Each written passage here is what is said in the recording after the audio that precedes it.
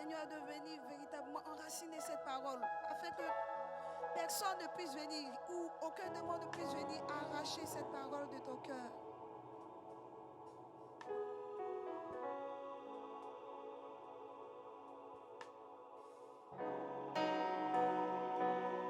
Dis au Seigneur que tu as soif de sa parole, dis au Seigneur que tu as soif de sa présence.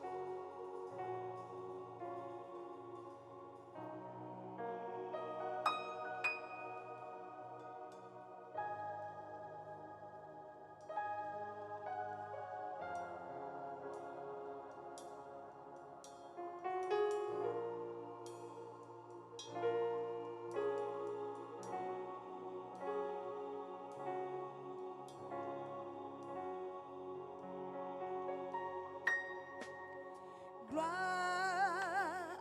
à l'agneau. Gloire à l'agneau. Gloire à l'agneau sacrifié. Gloire à l'agneau. Est-ce que tu peux le chanter de tout ton cœur?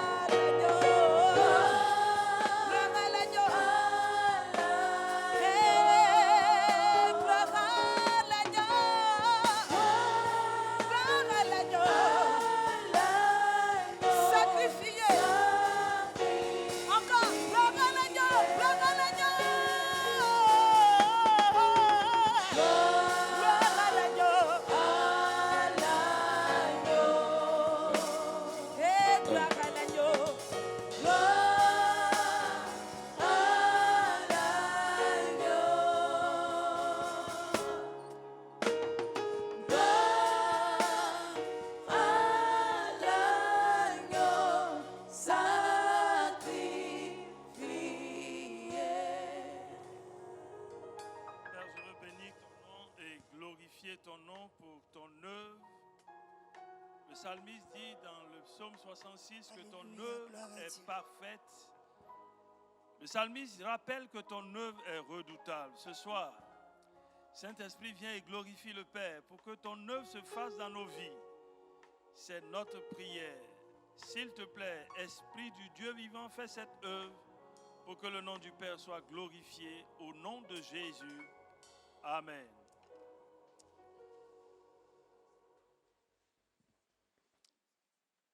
Bonsoir, bien-aimés. Je me réjouis d'être là ce soir pour partager la parole de Dieu avec vous. Le thème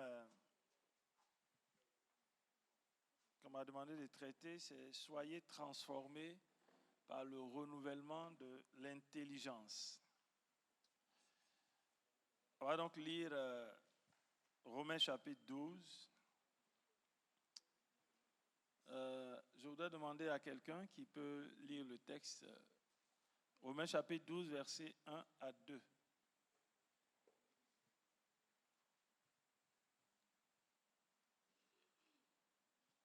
Romains chapitre 12, versets 1 à 2. Un volontaire. Romains chapitre 12, versets 1 à 2. Je lis la parole de Dieu. Je vous exhorte donc, frères, par les compassions de Dieu, à offrir vos corps comme un sacrifice vivant, saint, agréable à Dieu, ce qui sera de votre part un culte raisonnable. Verset 2. Ne vous conformez pas au siècle présent, mais soyez transformés par le renouvellement de l'intelligence, afin que vous discerniez quelle est la volonté de Dieu, ce qui est bon, agréable et parfait. Amen. Amen. Le texte que nous venons de lire est tiré évidemment de l'épître de Paul aux Romains. Et c'est donc une adresse qu'il a faite à l'église qui se trouvait à Rome. Et quand on regarde la structure de ce que notre sœur a lu. L'apôtre Paul dit, je vous exhorte donc. Donc, ça veut dire que c'est une conséquence d'un certain nombre de choses qu'il a dites. Et je voudrais qu'on regarde un peu le contexte dans lequel Paul a écrit ces paroles pour que ça nous aide à comprendre ce que nous allons développer tout à l'heure. Quand nous regardons Actes chapitre 20, là, tu vas m'aider à lire, hein, ma soeur. Hein? Actes chapitre 20, nous voyons que versets 1 à 3, mais c'est surtout le verset 3 qui va nous intéresser. Actes chapitre 20, versets 1 à 3. Actes 20, versets 1 à 3.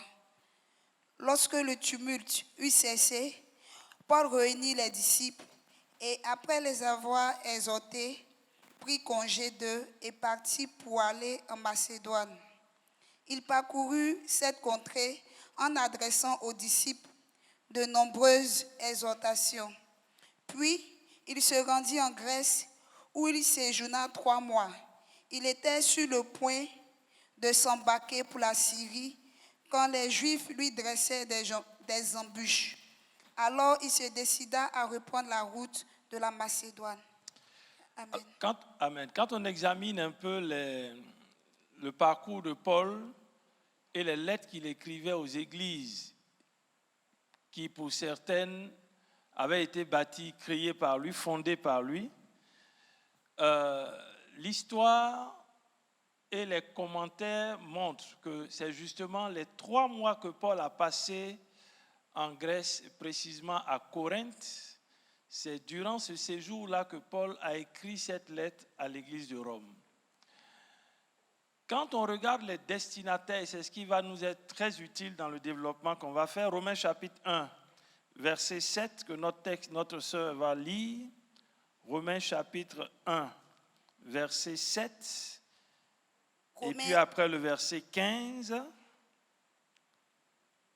Allons-y, Romains chapitre 1, verset 7. Romains 1, verset 7. À tous ceux qui, à Rome, sont bien-aimés de Dieu, appelés à être saints, que la grâce et la paix vous soient données de la part de Dieu, notre Père, et du Seigneur Jésus-Christ. Verset 15. Ainsi, j'ai un vif désir de vous annoncer aussi l'évangile à vous qui êtes à Rome. Amen. Amen. On voit donc que Paul écrit à une église qui se trouve à Rome. Cette église-là est composée de juifs, c'est-à-dire des judaïsants qui ont fait l'expérience de l'œuvre de la croix, donc qui sortent d'un certain nombre de pratiques et qui épousent de nouvelles pratiques et qui sont confrontés à des réalités de leur environnement. Paul prend donc le temps de leur écrire cette lettre pour répondre à plusieurs préoccupations.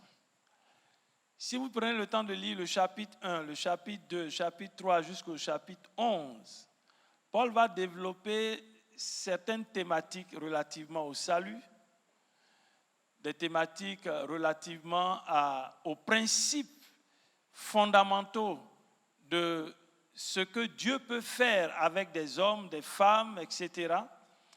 Et puis les chapitres 10 et les chapitres 11, principalement le chapitre 11, Paul va rappeler la place d'Israël dans le plan de salut de Dieu. Et il va montrer aux chrétiens de Rome que Dieu n'a pas abandonné Israël. Il y a une image très forte que Paul va prendre, cette image de ceux qui ont été greffés. Des branches ont été enlevées, il y en a d'autres qui ont été greffées à un olivier, qui est l'olivier, j'ai envie de dire, propre, sain. Et puis Paul précise que les branches qui ont été greffées sont nourries par la sève de l'olivier. Donc la racine qui tire la nourriture du sol, cette nourriture passe par la sève et nourrit les branches. Donc en clair, il dit à l'église de Rome, ce n'est pas parce que vous avez fait l'expérience de l'œuvre de la croix que vous croirez que vous êtes, Israël n'a plus rien à voir avec vous. Non, au contraire, c'est parce qu'Israël existe que vous êtes. Et donc, vous ne pouvez pas vous départir d'Israël parce que c'est de la sève qui passe par le tronc que vous êtes nourris. On verra peut-être plus tard, bon, ce n'est pas l'objet de notre étude, mais on peut déjà montrer que quand Paul parle à l'église de Rome et qu'il leur donne ses instructions, on doit comprendre qu'une église qui a fait l'expérience de l'œuvre de la croix ne peut pas ne pas intégrer Israël dans sa marche avec Dieu. Ce n'est pas possible. Quand Paul finit de parler de l'histoire d'Israël, des relations entre Israël et Dieu, il montre deux choses. Et ça va nous permettre d'arriver à notre texte qu'on a lu. La première chose, je vais imaginer un peu. C'est comme une parenthèse qui s'est ouverte parce que le peuple juif n'a pas reconnu en la personne de Jésus le Sauveur. Donc, Dieu décide que le salut soit maintenant tourné vers ceux qu'on appelle les goïms, les païens. Et Paul rappelle aux Romains que c'est parce qu'Israël a désobéi que vous avez rencontré Jésus. Mais la parenthèse va se fermer.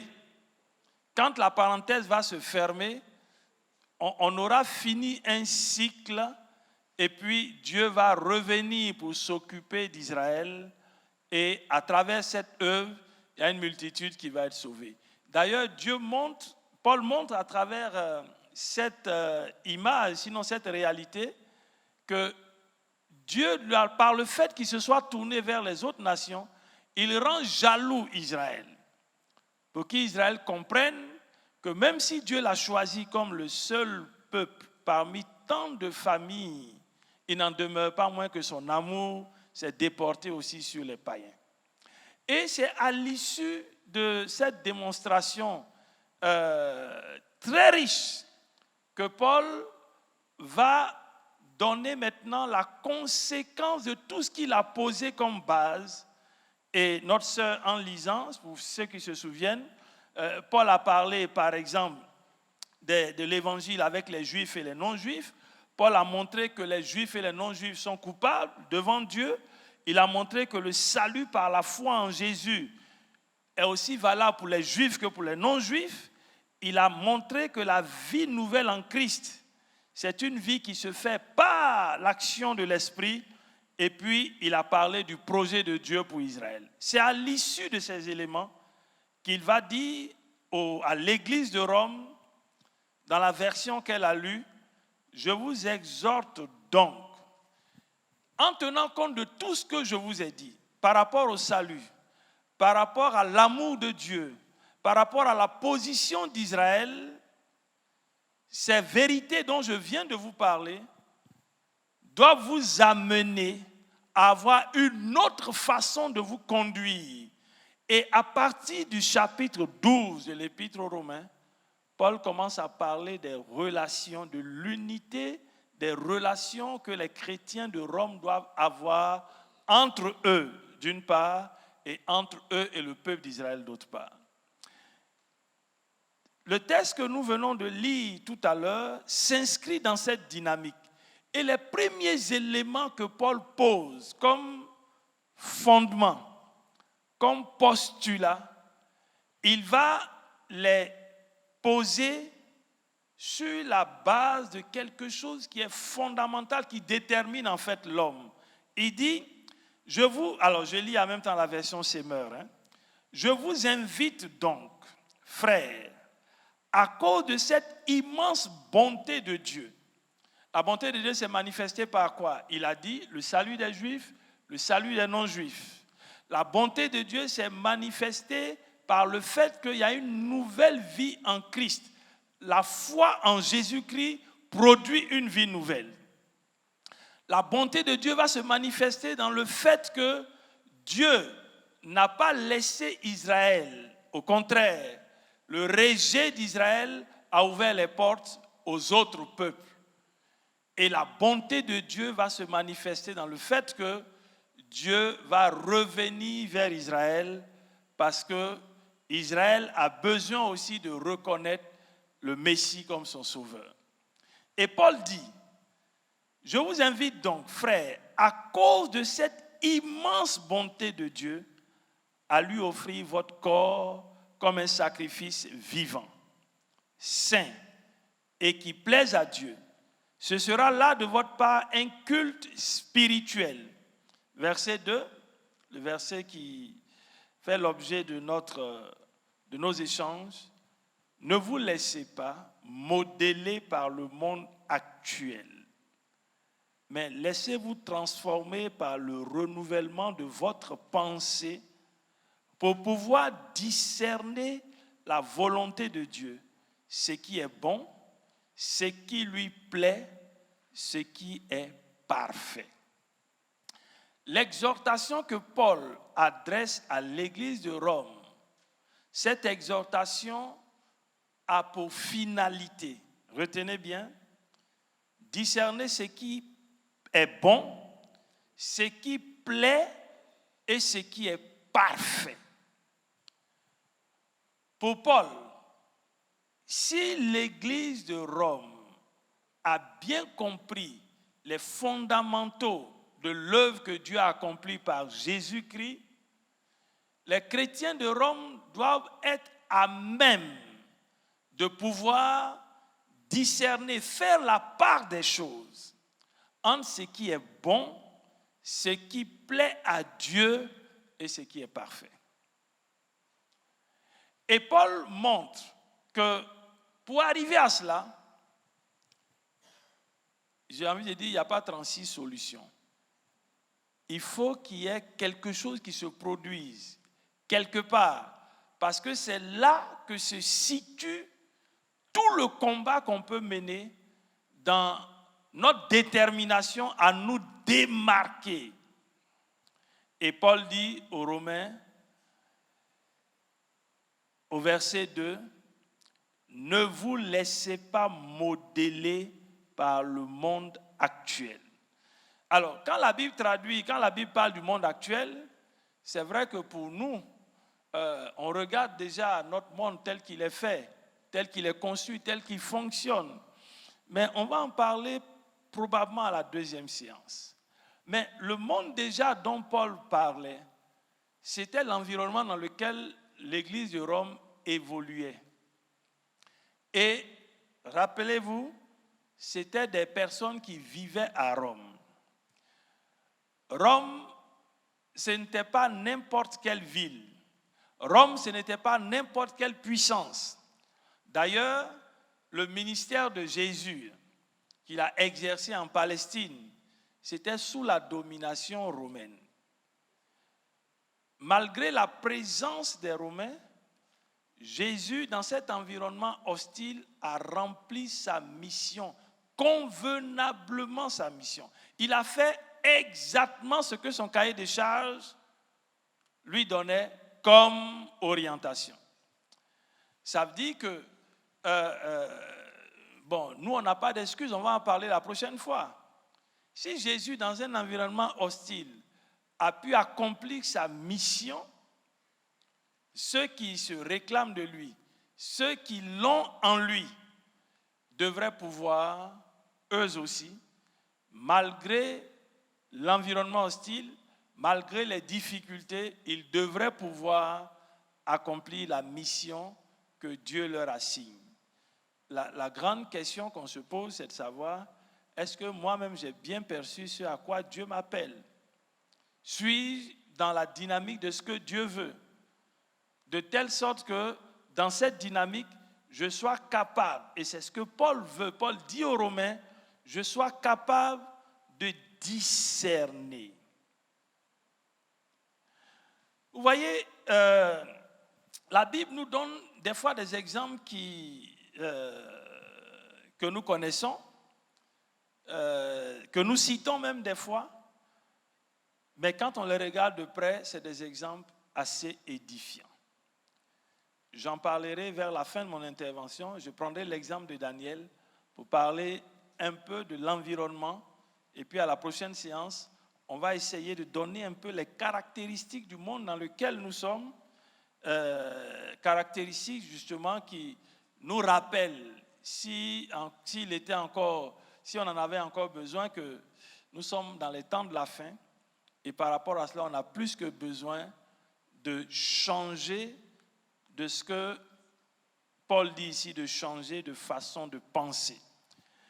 Je voudrais donc regarder avec vous de façon un peu plus détaillée quelques termes qui sont employés dans la version Semeur que j'ai lue et dans la version Parole vivante. Vous savez que j'affectionne cette version. Donc, chaque fois que j'ai l'occasion de relire des textes dans cette version, ça m'éclaire davantage. Alors, je vais lire le texte de Romains 12 dans la version Parole vivante d'Alfred Quinn. Je vous demande donc, frères, à cause de la bonté que Dieu vous a témoignée, de lui consacrer votre être tout entier, que votre corps, vos forces et toutes vos facultés soient mis à sa disposition comme une offrande vivante, sainte et qui plaise à Dieu. C'est là le culte spirituel qui a un sens, un culte logique, conforme à ce que la raison vous demande. Verset 2. Ne vous coulez pas simplement dans le moule de tout le monde.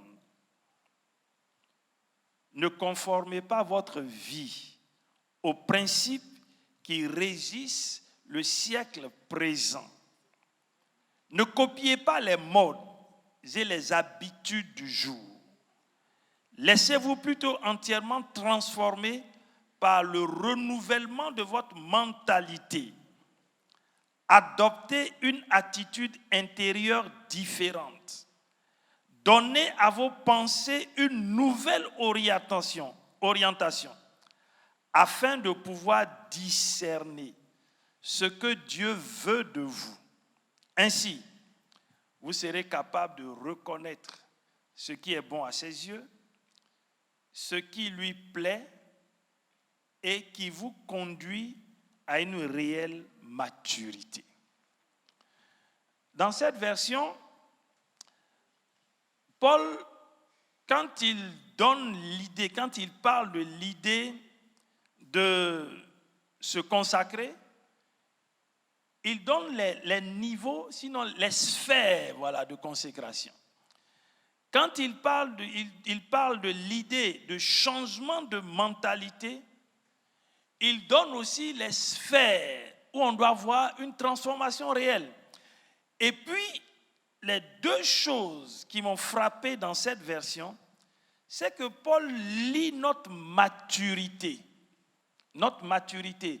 C'est-à-dire, on peut jauger, on peut évaluer. Je peux dire je suis mûr ou bien je suis mature, mais c'est rien. Si je le dis, je devrais avoir montré une attitude, une conduite, une façon d'être. Paul dit dans la version « Ainsi, vous serez capable de reconnaître ce qui est bon à ses yeux, ce qui lui plaît, ce qui conduit à une réelle maturité. » Donc, Paul montre que la maturité dont la Bible parle, quand Paul s'adressait aux Romains, elle est liée, elle est subordonnée à une façon de penser, à une façon de se conduire. Il montre également que notre capacité à reconnaître ce qui est bon aux yeux de Dieu et ce qui lui plaît est subordonnée aussi à ce changement. J'ai rencontré un frère, un grand frère, la semaine dernière, et puis il m'a partagé des choses qui m'ont secoué un peu. Il dit, petit frère, Dieu m'a fait comprendre quelque chose. Et puis il dit, aujourd'hui, ma façon de voir Dieu a changé. Ma mentalité a changé. On va définir le terme mentalité et intelligence tout à l'heure. Il dit, tu vois, Dieu dit dans sa parole, Jésus dit que si nous l'avons, nous avons toute la plénitude en nous. Et si nous avons cette plénitude, nous sommes capables de faire ce que Jésus a fait. Donc lui, pas qu'il n'a jamais vu ça, mais ça a été pour lui comme une sorte de réma et ça a bouleversé sa vie. Et il s'est dit, bon, si c'est le cas, voilà son raisonnement. Je sais que ça va peut-être vous bousculer un peu, mais comme lui, il a dit et puis il a pratiqué, je dis ce qu'il m'a dit. Hein. Voilà, comme ça on sera. Il dit, bon, comme Jésus n'a jamais échoué, donc si Jésus est en lui, lui aussi il ne doit pas échouer. Il dit, comme Jésus, devant les cas qui ont été posés ou les cas auxquels il a été confronté, les cas n'ont pas eu le dessus sur Jésus. Donc, pour lui, logiquement, il doit pouvoir être dans la même dynamique. Mais pour autant que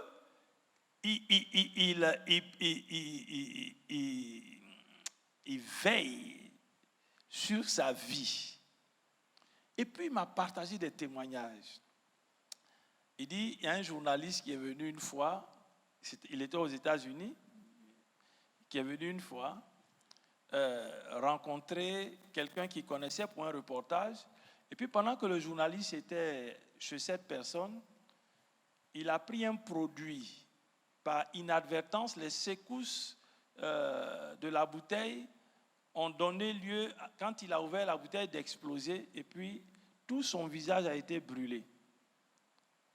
Et il ne pouvait même plus voir. Et puis, il a été appelé. Au téléphone, on lui a expliqué. Et puis il dit, ah bon, passe-moi le journaliste. Il dit, bonjour monsieur, qu'est-ce qui s'est passé? Et puis le monsieur lui dit, voilà, j'ai secoué une bouteille et puis quand je l'ai ouverte, le produit qui était dedans, c'était un produit acide. Le produit s'est répandu sur moi. Il dit, non, qu'est-ce que vous dites? Il dit, non, non.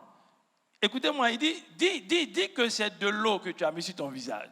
Il dit, comment? Il dit, dis que c'est de l'eau. Il dit, bon, j'ai mis de l'eau. Maintenant, il s'arrête, mais vous-même, vous êtes qui? Il dit, je suis le pasteur, et puis il dit ce nom. Et puis quand il a fini, il dit ça, il dit, bon, ok. Maintenant, au nom de Jésus, va te rincer le visage. Il dit, il était au téléphone, hein? Il est allé se rincer le visage. Et puis, instantanément, il a été guéri. Et c'était des cris d'exclamation. Ah, il est resté comme ça, il a dit, oh, le gars là, qu'est-ce qu'il me raconte là? Et puis, il a continué à mener d'autres témoignages. Il dit, petit frère, moi, je ne suis pas prophète, je ne suis rien. D'ailleurs, même, je n'aime pas me faire voir. Mais depuis que j'ai découvert cette vérité, j'ai dit au Seigneur, je veux te voir et je veux voir ta parole s'accomplir. Et il m'a expliqué des choses extraordinaires que Dieu a faites avec lui. Quand je l'ai laissé, je me suis assis et je me dis, mais attends, qu'est-ce qui se passe? Donc, quand m'a donné le thème là, il dit, ce qui s'est passé dans la vie de cet homme, il y a eu un changement de sa mentalité vis-à-vis de la parole de Dieu. Et ce changement lui donne de voir des résultats. Il m'a partagé le témoignage dans un pays d'aller faire des formations sur le leadership où un général est venu vers lui. Le général a assisté au séminaire. Et puis après, il est à l'hôtel, on l'appelle, on dit, on veut te voir. Enfin, quelqu'un te demande, il dit, c'est qui? On dit, le général. Il dit, mais qu'est-ce que j'ai fait? On dit, non, il veut te parler. Et puis le général lui dit, bon, je vous ai écouté vraiment, j'ai été bouleversé. Si ce que vous avez dit est vrai, priez pour moi, pour que à la même période, quelque chose se produise par rapport à mon ascension. Il dit, il est dans un pays étranger. C'est un général qui vient de parler. Mais il a mis toute sa force sur le général.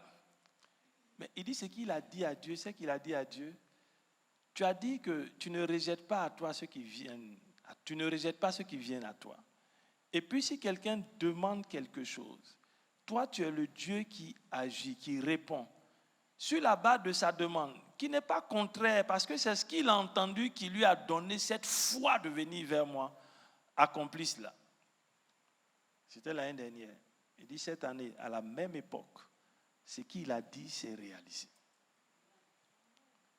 Donc maintenant, les autorités même du pays là, lui demandent de revenir. Bon, j'ai compris une seule chose. Le déclic s'est produit parce que quelque chose a changé quelque part. Sa perception des choses a changé. Et dans la version parole vivante, Paul dit, et je vais maintenant définir quelques termes, il dit, je vous demande donc, frères, à cause de la bonté que Dieu vous a témoignée. Première question, est-ce que nous qui sommes assis là ce soir, nous pouvons identifier des éléments qui montrent que Dieu nous a témoigné sa bonté? Cet après-midi, à 13h, j'étais au lycée Sainte-Marie. On m'a invité pour intervenir avec les filles de l'ASEPSI. Et leur sujet, c'était la bonté, l'amour et la fidélité de Dieu.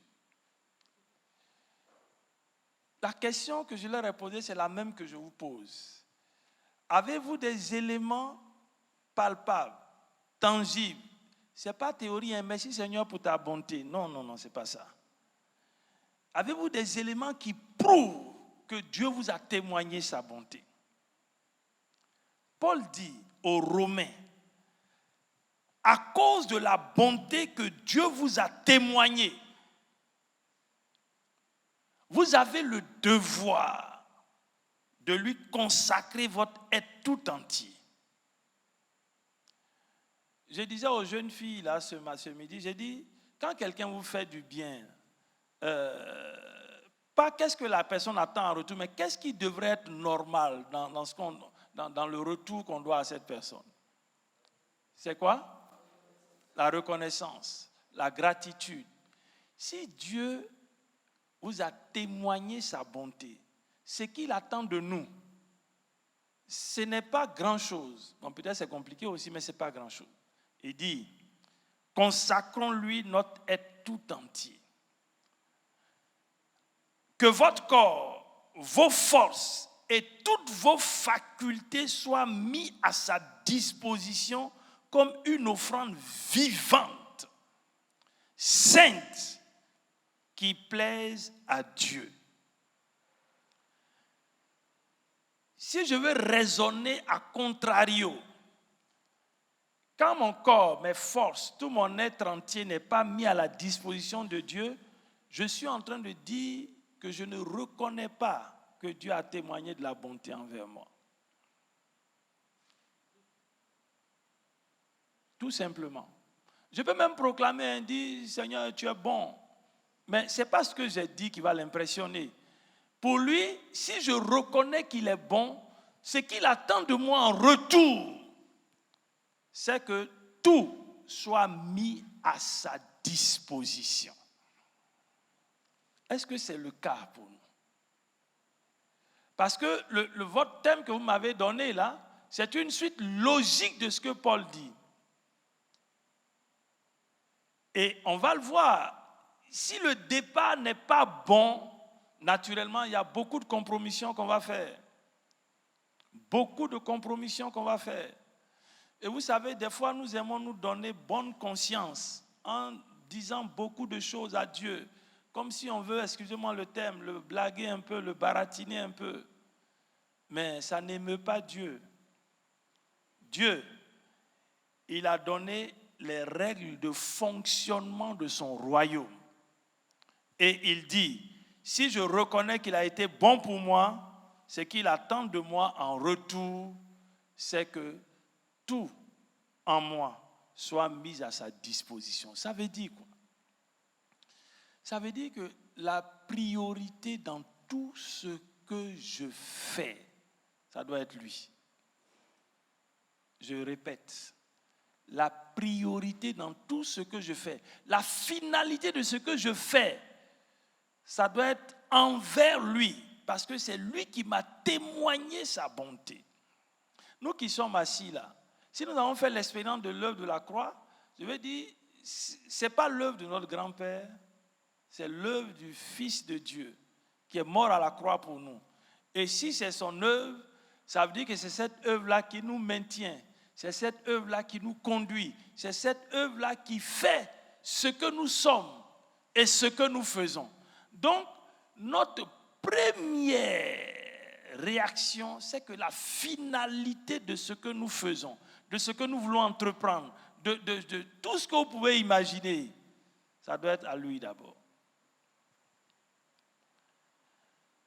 Notre problème, c'est que des fois, il y a des compartiments. Il y a des compartiments où il n'est pas prioritaire. Et puis, il y en a d'autres où il est. Mais ce n'est pas ce qu'il dit. L'adresse que Paul a faite aux Romains, c'est que tout doit être à sa disposition. La première question à laquelle chacun de nous va répondre, c'est est-ce que vraiment tout est à la disposition de celui dont on dit qu'il nous a témoigné sa bonté? Ce n'est pas autre chose, hein? Celui dont on dit qu'il nous a témoigné sa bonté. Paul continue pour dire,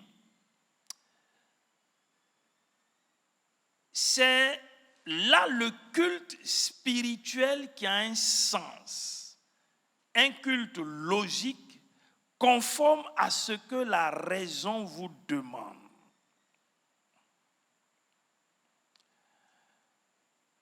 Quand je lis des fois des versets, j'aime toujours raisonner à contrario, comme ça m'éclaire davantage. Ça veut dire quoi? Ça veut dire que si on n'est pas dans cette dynamique, le culte qu'on adresse à Dieu n'est pas spirituel.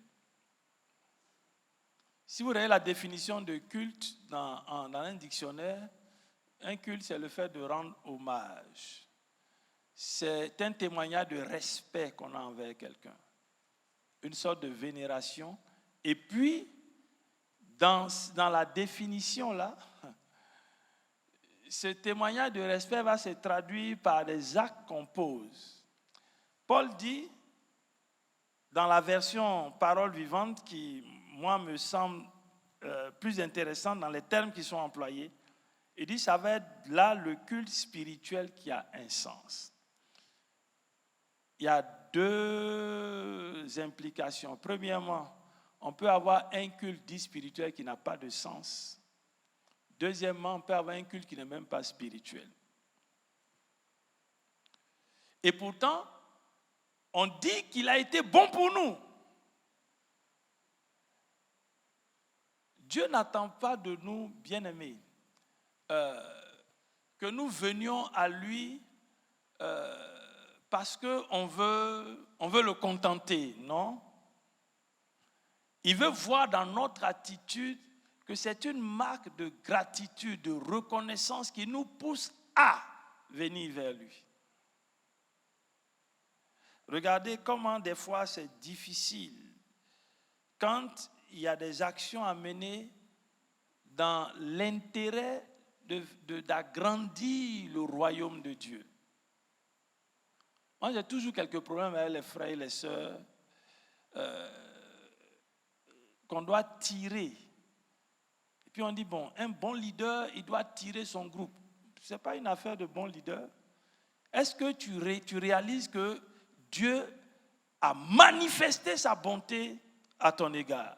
Si c'est le cas, tu es astreint à obéir à ce que Dieu dit. Et puis Paul continue pour dire, verset 2, ne vous coulez pas simplement dans le moule de tout le monde. Ça veut dire quoi? Ça veut dire que le monde dans lequel nous sommes là, nous ne sommes pas en dehors de ce monde. Tout le monde peut aller à droite, mais ça ne veut pas dire que nous aussi on doit aller à droite. On est sur le même espace,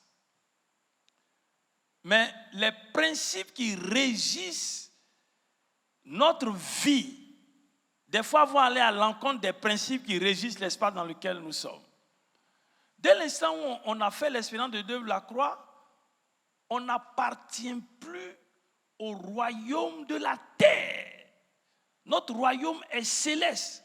Paul dit que nous sommes ambassadeurs du royaume des cieux sur la terre. Donc ce qui doit régir notre être là, ce ne sont plus les principes qui sont là, ce sont les principes du royaume dont nous sommes ambassadeurs. C'est pour ça qu'il dit, Vous ne pouvez pas vous laisser couler dans le moule de tout le monde. Pourquoi c'est nous qu'on doit balloter? Pourquoi c'est nous qui devons suivre? Je suis allé rendre visite à un couple là. Et puis, quand la soeur m'a vu, elle dit, ah, on y va, c'est vous qui priez pour la Côte d'Ivoire. Bon, en 2020, la même, ça va être comment? Ah, vraiment, c'est compliqué, hein, les politiciens sont en train de nous malmener. Je l'ai arrêté net. J'ai dit, ce n'est pas les politiciens qui doivent nous faire danser à leur rythme. C'est nous qui devons leur imposer notre rythme. À la limite, si tu ne danses pas à leur rythme, c'est déjà bon. Je lui ai dit, mais écoutez, on est dans le même pays, on est sur le même territoire, mais malheureusement, il y a quelque chose, il y a un déclic qu'on n'a pas encore. Au point où on est ballotté. On dit, celui-là a démissionné. Il y en a qui sont contents. Il y en a qui ne sont pas contents. Et puis il y en a qui disent, ah, maintenant, qu'est-ce qui va se passer? Mais est-ce que c'est eux qui doivent déterminer? Quand on raisonne comme ça, on est dans une autre posture qui n'est pas conforme à la mentalité du royaume. Pourtant, si on dit de prier ici, vous allez voir ce qu'on va dire. Seigneur, tu as dit, à ta parole, je ferme le ciel. À ta parole, j'ouvre comme Élie. Maintenant, les gens sont en train de faire leur valse et puis on est mélangé. Non. C'est une affaire de mentalité. On n'a pas le même royaume. On n'a pas les mêmes principes de fonctionnement. Et l'avantage que nous avons, si vous lisez le psaume 115, le vers 16, la Bible dit, dans ce que le psalmiste dit, Dieu là, je vais paraphraser comme ça va être plus simple. Lui, il est dans le ciel. Les cieux lui appartiennent. Il a donné la terre aux hommes. Mais cette phrase du psalmiste là, elle est pleine de vérité. Il montre qu'il y a deux juridictions qui gouvernent l'univers. Il y a la juridiction des cieux, il y a la juridiction de la terre. Nous sommes sur la terre.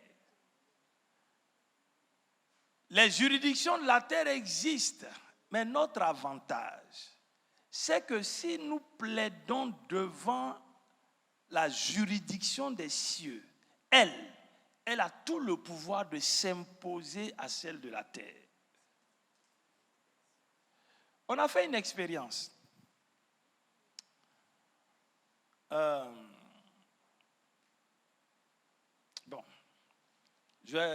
On a fait une expérience. On s'est réunis toute une nuit. Et puis, on était les membres du bureau. On s'est réunis toute une nuit. Et puis, on a dit à Dieu, comme tu es le juste juge, on va transformer notre nuit en un tribunal. Et puis, on va venir te soumettre les cas. Et puis, on veut que tu prononces ta sentence. Je ne vais pas entrer dans des détails. Mais quand on a fini, on a commencé à 22h. On a fini vers 6h15. Ce n'était pas une affaire de, on va crier au nom de Jésus. Non. Bon, mais on a fini à 6h15. On est parti. 2 heures plus tard, il y a eu des choses extraordinaires que Dieu a faites. Nous-mêmes, on s'est retrouvés après, on dit, mais attendez. Mais donc, il y a des choses qu'on n'a pas bien intégrées encore. Mais c'est parce que tout se passe ici. Tout se passe ici. Donc, je voudrais nous exhorter à comprendre que ce que Dieu a fait, là, si c'est vraiment sa bonté qu'il a manifestée à notre égard, il doit avoir... Ma prière aujourd'hui, c'est que Dieu fasse un déclic pour qu'on change notre façon de voir les choses.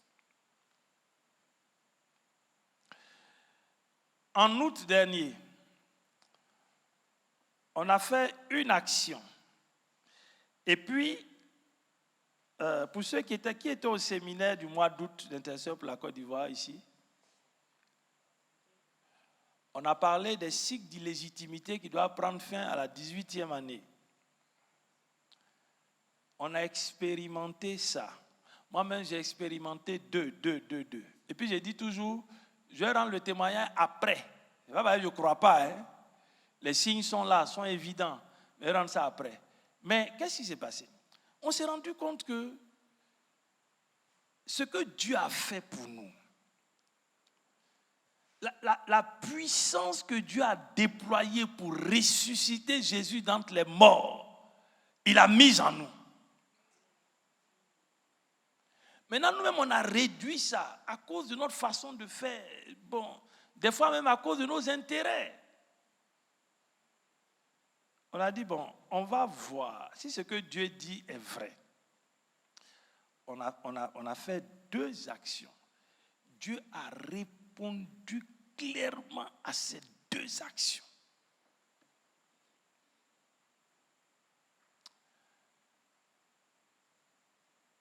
Paul dit, ne conformez pas votre vie aux principes qui régissent le siècle présent.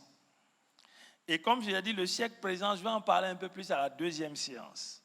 Parce qu'il y a beaucoup d'allusions qui sont faites dans la Bible, qui décrivent, c'est vrai que Paul parlait aux Romains, mais dans l'application de la parole de Dieu, on peut voir aujourd'hui des caractéristiques assez claires de la façon dont notre monde fonctionne aujourd'hui.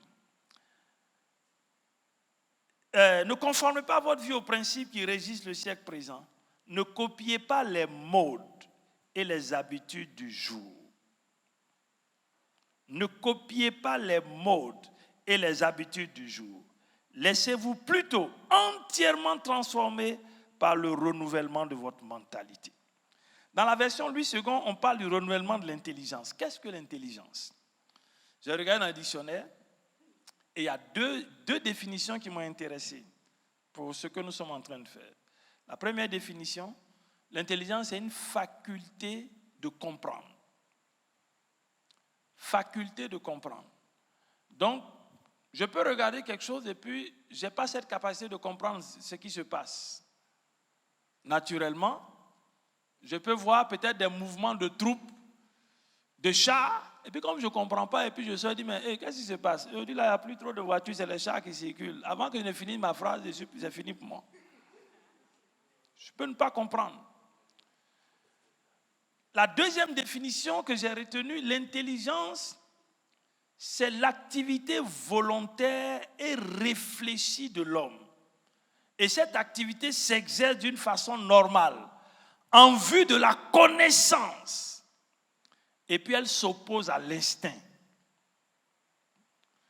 Si je résume les deux définitions, quand la Bible parle d'intelligence, il y a d'abord notre capacité à comprendre ce qui se passe.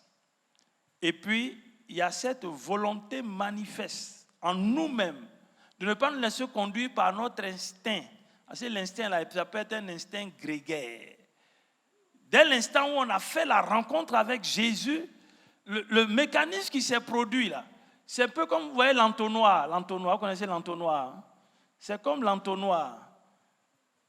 Il y a quelque chose qui va venir de Dieu et puis son esprit va venir toucher quelque chose en nous pour régénérer, donc renouveler. Ça va apporter une transformation. Donc on n'est plus conduit par notre instinct. Et dans la version Louis II, il dit soyez transformés par le renouvellement. Quand on dit renouvellement, ça veut dire quoi? On n'est pas dans une dynamique, non, on n'est pas dans une phase statique, c'est-à-dire de façon constante.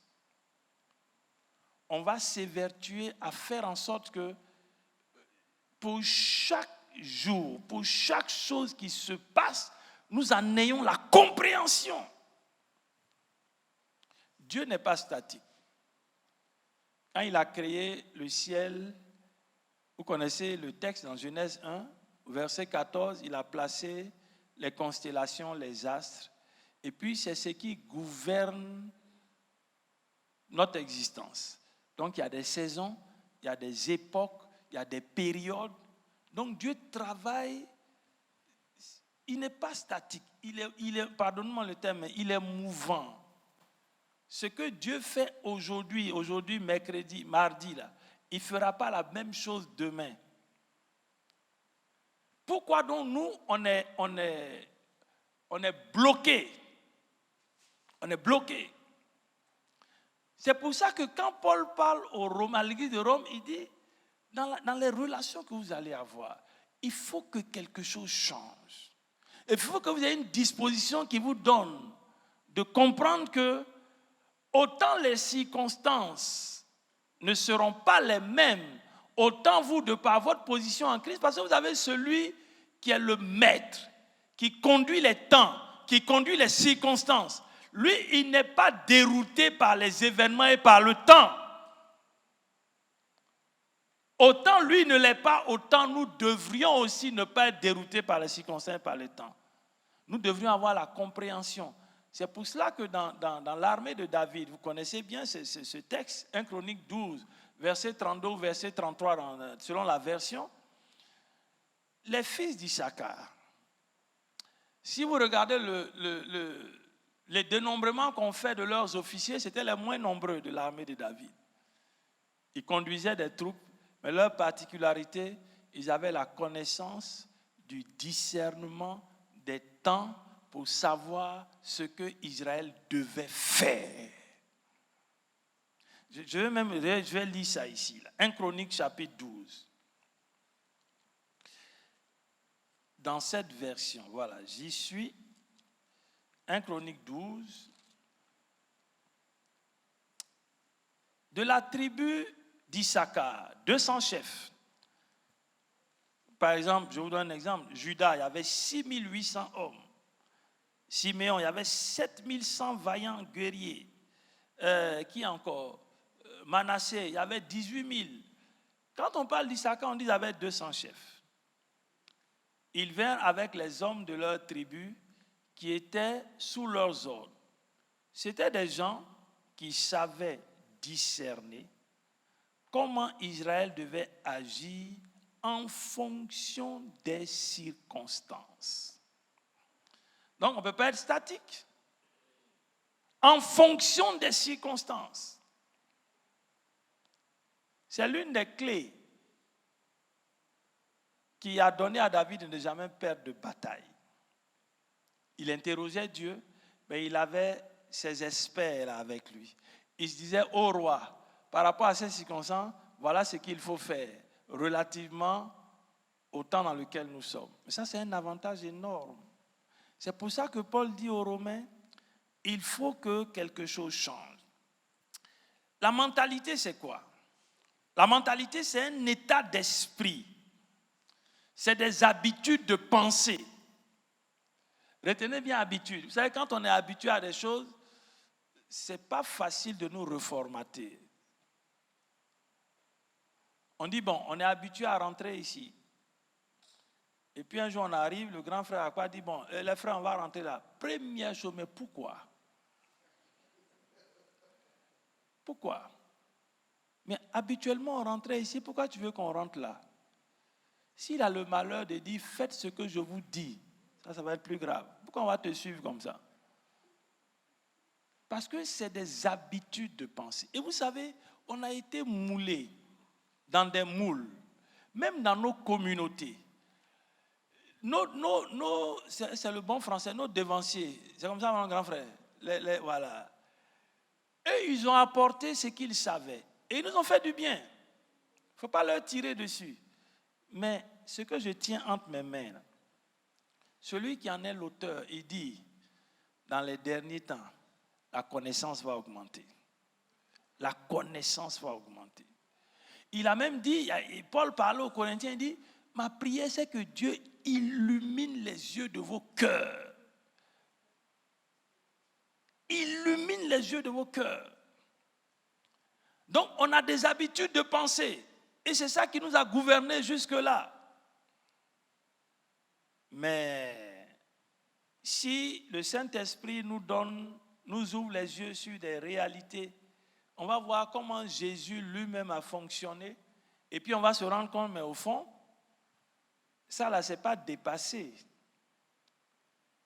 Mais si Dieu vous dit, bon, aujourd'hui, vous allez, tout le monde va sauter et puis va planer dans l'église comme ça pour sortir. Moi, je ne vais pas vous suivre. Parce que ça n'a pas de fondement. Mais il y a des choses dont la Bible parle. Le fait qu'on a des façons, on a des habitudes, ça nous bloque.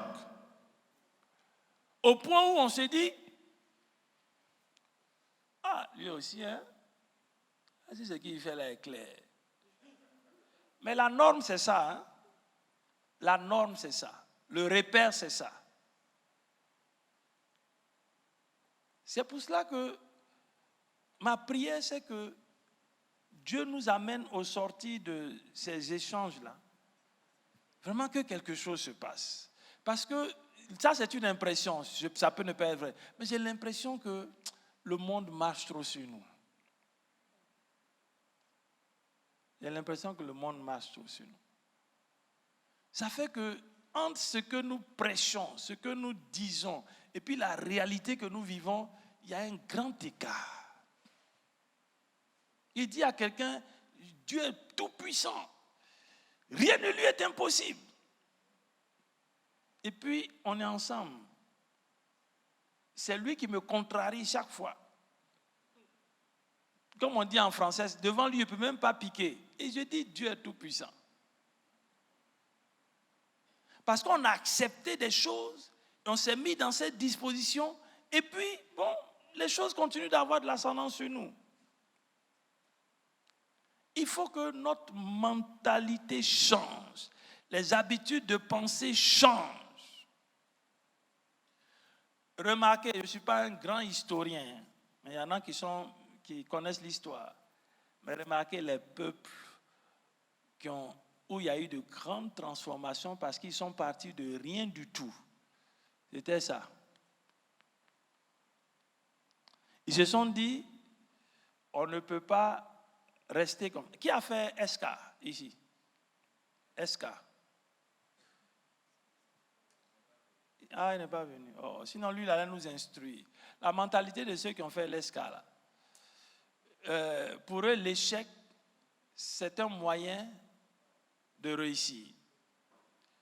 Pour eux, on ne dit jamais qu'on ne peut pas. Regardez, eux, comment ils raisonnent dans leur façon de travailler. Donc, tout problème pour eux, ils doivent se décarcasser pour trouver une solution.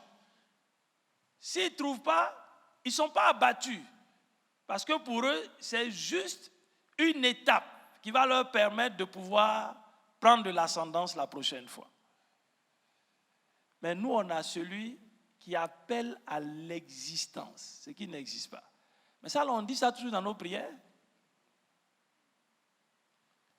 Mais entre dire et puis se conformer à ça, il y a une grande différence. Et Paul dit, ne conformez pas votre vie aux principes qui régissent le siècle présent. Ne copiez pas les modes, les habitudes du jour. Laissez-vous plutôt entièrement transformer par le renouvellement de votre mentalité. Adoptez une attitude intérieure. Une fois, on était en train de manger, mon époux me dit, non, on ne prend pas ça comme ça, on prend ça comme ça. Il dit, qui a dit ça? Il faut montrer le verset. Elle dit, non, mais toi, tu exagères. Les livres en parlent par rapport au savoir-vivre. Il dit, mais qui a établi le savoir-vivre? Parce qu'eux, ils prennent fourchette à la main gauche, j'ai tous les problèmes pour manger, et ça, je vais me conformer à ça. Bon, c'est un exemple que je donne. Hein. La société nous a mis dans une sorte de comment on peut dire ça? Aidez-moi. Dans une sorte de moule. Et puis, on est dedans. Ça nous emprisonne. Et puis, on prend ça comme la norme. Et quand on prend ça comme la norme, naturellement, on ne peut pas se démarquer. Moi, je vous assure, en dedans de moi-même, il y a beaucoup de choses maintenant que je ne fais plus. Bon, je n'ai pas dit que je suis arrivé encore à ça, mais il y a beaucoup de choses dans lesquelles... Tu as dit, il faut que tu aies vraiment des arguments pour me convaincre. Parce qu'on a accepté ça, on a accepté. Il y a un psychologue ici. Je vais terminer par ça. Il y a un psychologue ici. Non, et psychiatre. Il n'y en a pas. Ah, la psychologue est partie en mission. Est-ce qu'elle n'est pas venue? Il faut qu'il soit là. Regardez. On nous a dit, on nous a enseigné que l'enfant, il fait une crise à l'adolescence. Nous tous qui sommes là ici, on sait ça. Hein? Donc, quand nos enfants sont dans cette période et puis ils font des bêtises, le conseil même qu'on va donner, oh, il faut laisser, il fait sa crise. Mais si vous savez que c'est un mensonge du diable. Non. Satan a mis dans chaque domaine des personnes ressources pour véhiculer des théories qu'on a avalées. Moi, je dis toujours, on va dire, oh, toi, tu exagères. Je n'ai pas encore vu la crise d'adolescence dans la Bible. Je n'ai pas encore vu ça. Non, je n'ai pas vu. Je sais que la Bible instruit l'enfant dans sa voie. Quand il va grandir, il ne va pas se détourner de ça. J'ai vu des jeunes comme David, j'ai vu des jeunes comme Samuel, j'ai vu des jeunes comme qui encore? Daniel, comme Saül, comme... J'ai pas vu, ou bien des versions étaient enlevées, qu'à l'adolescence, ils ont fait une crise. Je n'ai pas vu. On a accepté ça. Mais sinon, naturellement, la morphologie des hommes change. C'est une croissance normale. Mais d'où vient qu'on dise qu'il y a une crise d'adolescence parce que tout change en lui, donc il a envie de ceci? Non, ce n'est pas vrai. Et le drame même, c'est qu'on admet ça. Et puis on dit, laisse-le faire sa crise, ça va passer. Et puis après, on va le récupérer, c'est perdu. Moi, je ne sais pas, grand frère, tu as fait une crise d'adolescence?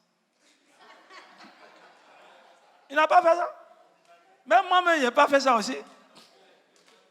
Hein? Mais c'est un mensonge. J'ai rencontré un professeur d'université de psychologie, et c'est un frère. Ah, j'ai engagé une confrontation avec lui. Et puis, à la fin, lui, il est rendu compte qu'on est tous tombés dans le panier. Nous, il y a des choses qu'on enseigne qui ne sont pas vraies.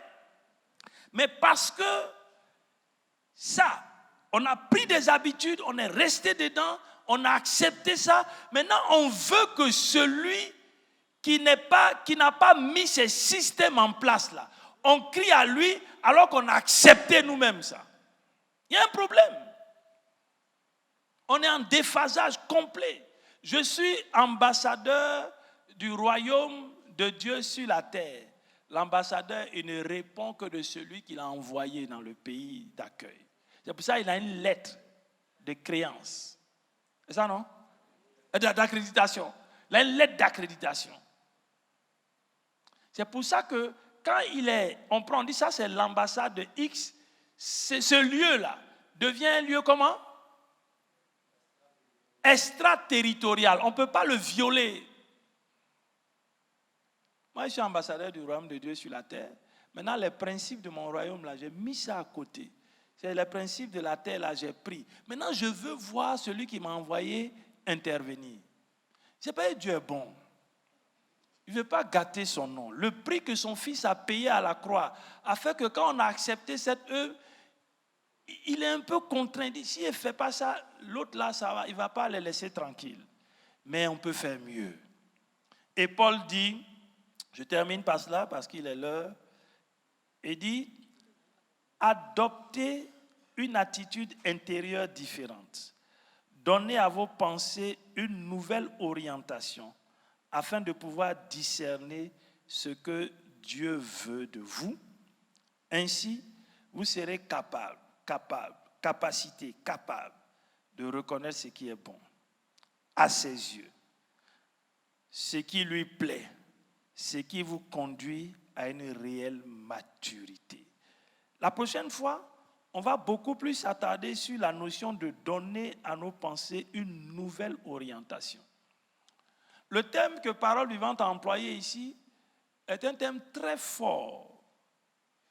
Parce que nos pensées, là, quand la Bible dit nos pensées ne sont pas les pensées de Dieu, ça veut dire qu'on a, comment on peut dire ça, on a la même mise sur nos pensées. Ce n'est pas de l'autosuggestion. Hein? Quand je fais l'expérience de l'œuvre de la croix, que le Saint-Esprit œuvre en moi, je peux être capable de chasser des choses qui ne sont pas de Dieu. Donc, je peux me donner la discipline de ce que les choses auxquelles je vais penser là, je vais chercher ça va être des choses qui honorent Dieu, qui sont du domaine de Dieu et qui vont me permettre de me démarquer des choses qui peuvent souiller mes pensées et puis m'amener à garder des habitudes qui ne sont pas celles de Dieu. Je ne pourrais pas citer l'exemple de Daniel que je voulais citer, mais la prochaine séance, on va en parler. Je veux m'arrêter là pour aujourd'hui et puis dire à chacun de nous, si Dieu a été bon pour nous, ce qu'il attend de nous en retour, ce n'est rien d'autre que tout ce qui nous concerne soit mis à sa disposition et que nous ne perdions pas de vue que les normes et les systèmes qui ont été érigés ici, là, nous ne devons pas nous laisser entraîner par cela. Et cette décision de le faire, elle va nous coûter parce que ça a un prix. Mais si nous payons le prix, nous aurons été conformes à ce que lui dit, pour que par son œuvre, nous puissions faire la différence. De sorte que nos relations entre nous, avec les autres, soient marquées du sceau du royaume auquel nous appartenons. Que Dieu nous bénisse et que le Saint-Esprit nous donne de méditer déjà sur cela, afin que les habitudes de pensée qu'on a eues qui nous bloquent, là, que Dieu fasse voler les bouchons pour que nous soyons beaucoup plus attentifs à ce que sa parole dit, que nous nous mettions dans cette dynamique pour voir des résultats efficients et palpables. Amen. Voilà, on m'a dit que c'est à la prochaine séance qu'il y aura des questions, donc s'il y a des questions, on va les garder pour la prochaine fois. On va prier le Seigneur. Est-ce qu'on peut se lever, s'il vous plaît? Est-ce que chacun peut avoir un élément, une raison, ou bien un élément justificatif de la bonté de Dieu dans sa vie? Je voudrais qu'il dise ça à Dieu et qu'il lui dise merci pour cela. Prions. Dieu a-t-il été bon pour toi? Si oui, qu'est-ce qui le prouve? Le témoignage de la bonté de Dieu, si ce témoignage il est réel, il est vrai dans ta vie, ce que Dieu attend de toi en retour, c'est cette gratitude selon laquelle ton corps, tes forces, tes pensées, tout soit mis à sa disposition pour que tu ne te laisses pas mouler dans le même moule que le moule dans lequel ce monde est moulé. Dis merci à Dieu pour sa bonté, le témoignage de bonté envers toi. Dis-lui merci pour cela. Dieu a-t-il été bon pour toi? Dis-lui merci. Et dis-lui exactement ce qu'il a fait qui t'amène à lui dire merci ce soir. Présente-toi au Seigneur, s'il te plaît. Dis-lui, voici ton corps, voici ton esprit, voici ton âme. Que le Saint-Esprit vienne faire une œuvre afin de produire le déclic dans ta vie pour que ta mentalité change. Parce que nous appartenons à un Dieu qui a créé l'univers, à un Dieu qui est puissant, tout puissant, à un Dieu qui est fidèle, à un Dieu qui tient ses promesses. Regarde s'il n'y a pas d'éléments qui viennent contrarier cette action que Dieu veut faire dans ta vie. Comme le psalmiste le dit dans le psaume 133, les vers 22-23, il dit « Sonde mon cœur, sonde mes reins, regarde si je suis sur une mauvaise voie et conduis-moi sur la voie de l'éternité. Le désir de Dieu, c'est que tu reviennes de tes mauvaises voies. Et lui, il est prêt à te conduire sur la voie de l'éternité avec une mentalité du royaume dont tu dépends. Merci Seigneur.